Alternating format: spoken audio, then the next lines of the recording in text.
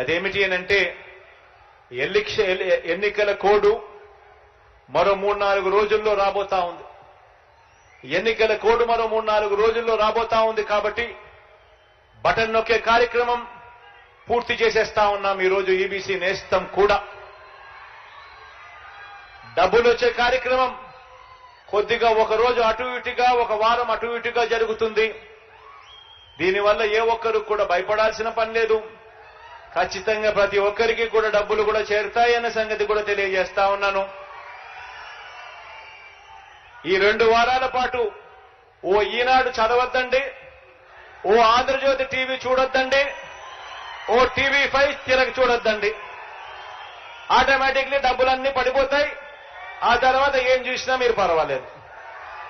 ఎందుకంటే మనం యుద్ధం చేస్తా ఉన్నది ఈరోజు చంద్రబాబు నాయుడుతో కాదు, యుద్ధం చేస్తా ఉన్నది ఒక చెడి